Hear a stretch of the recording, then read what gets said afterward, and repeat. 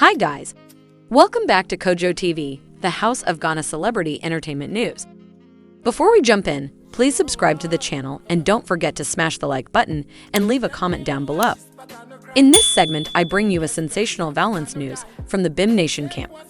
During an interview with Shirley Ju on Vlad Tv, Stonebwoy discusses his upbringing in Ashaiman, Ghana, and what it was like to live in a dangerous area populated with hustlers from all over West Africa. The King of Reggae and Dancehall music in Africa then discusses a nearly catastrophic car accident that required him to have his right knee replaced. He talks about how he came up with his stage name and why he chose to major in marketing in college, both of which have benefited his music career. From there, he discusses how he established a tremendously effective online presence. He also discusses the 2014 release of Unnecessary Evil, which brought him 3 Ghana Music Awards. The 34-year-old also talks about working with Burna Boy and how their relationship has grown over time into a true friendship. Moving on, he discusses how it felt to win his first BET award around the same time that his mother passed away and the impact that achievement had on his country. Finally, he launched a powerful jab at Wale the Dancehall King. Let's go and check the video out.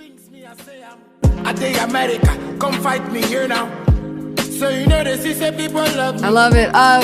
Yeah, in May 2019, you were involved in a brawl with music rival Wale. Did I say his name right? Can you just touch on how that happened?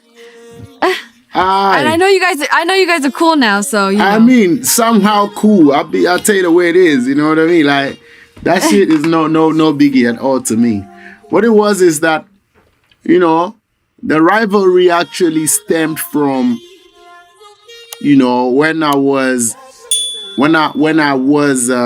close to Samini, because I know he said in a few interviews that, you know, Samini he just started biting on people. You feel me? Like that was a strategy to some extent, but I have come to realize that it's not really a strategy. It's the way of life. That's how you can't change people, you know, and you can't do what you are not. You know, it cannot be that consistent if you're not that type of person. You know, it can't just be coincidental to be, you know, on people's necks every time. You feel me? So that's where the feud carried on from. Just because I was cool with Samini, he had to rub it all off me as well. And I never switched.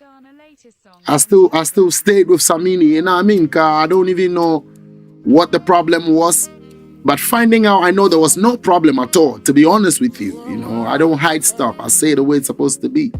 There was no problem at all. It's just somebody coming at somebody because, yeah, that's it. It feels like it's cool. It's a beef era. You can just come at them and that, you know. And that's what he did, and that's what came back to me and trickled down all the way till the 19th of, you know, when I've won the Ghana Music Awards category. I've won the Reggae Dancehall Artist of the Year 4 times in a row. Just like I've won the Reggae Dancehall Artist of the Year Africa Awards 4 times in a row. Right. You know, so it's not a coincidence. I took the beat. It's not a coincidence. It's clear. My work is evident, you know. So on that day, I won the 5th one. So wow. I was just going to stage to collect my awards. By the time I even spoke my speech, the man ran up the stage, you know. During your speech? Yeah, I wasn't even able to speak. With a whole lot of bunch of people, with whatever intention he had. But even if I wasn't smart, I know it's 2 things: to disrupt it, to try to regard me as, you know, to try to just do his shit. Sorry for the bad word, you know, but no, you can curse. Whatever reason that is, I think nobody has the rights like that. You get me? Like, you don't have the rights to feel like you're invincible. You know?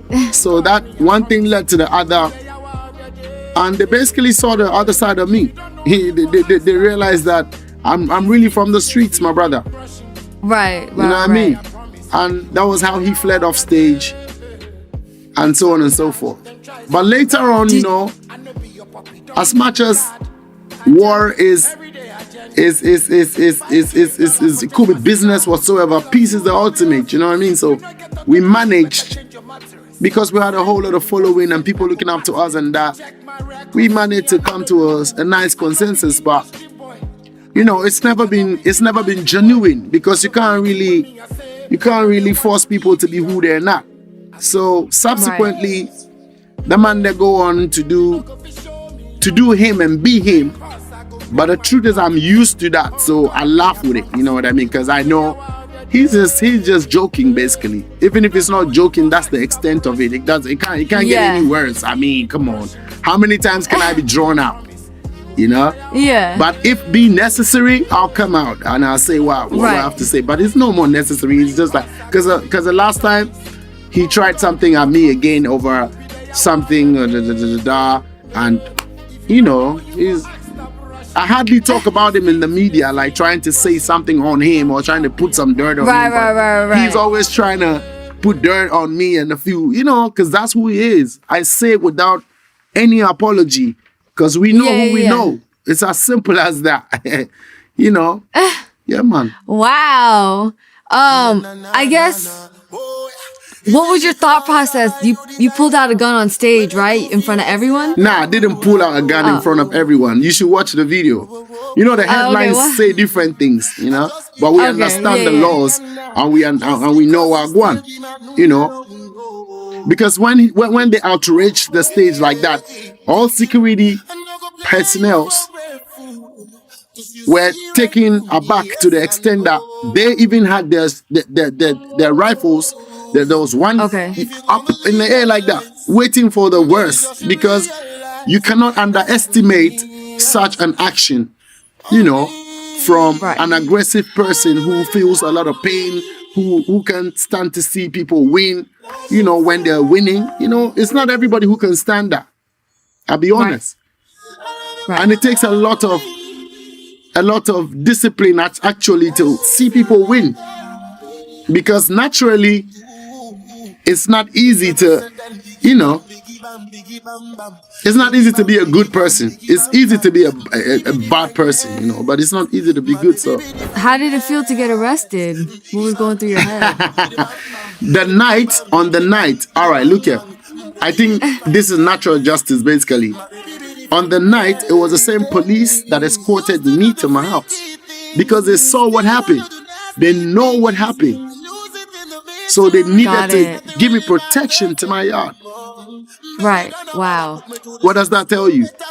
You know, so the next day, they invited us to the police station, and that was when, you know, we have had to be arrested. And I think the law had to take its course to deter people from being, you know, wayward. So there's a price to pay. I paid that price. I went into the cells and that, you know what I mean?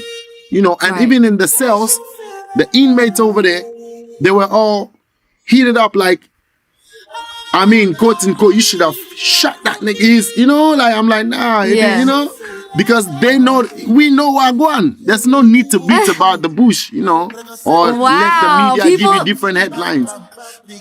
You know, they know the aggressor, and they know how I managed to comport myself to that extent, you know what I mean? Because I even sat through the awards period.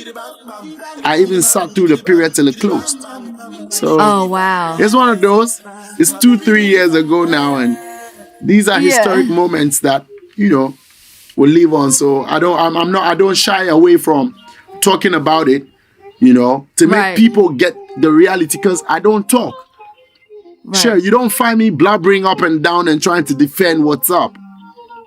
Right. Nah, because people will believe what they want to believe anyway. Who loves you still loves you, whatever. No matter what happens. But when I do get the opportunities like this, I make them know, it's real. You know, so this was the reality on the ground.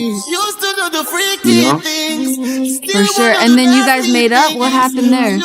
I mean, like I told you already, we have a following, you know, and you know, and there's a need to lead exemplary life, you know. So you know, it happened. It so happened that we had to, you know, do some peace vibe, which is actually important, because even if you like it or not, for sure, Russia and Ukraine must meet up at a point, because the people who are suffering from the war is none of the leaders.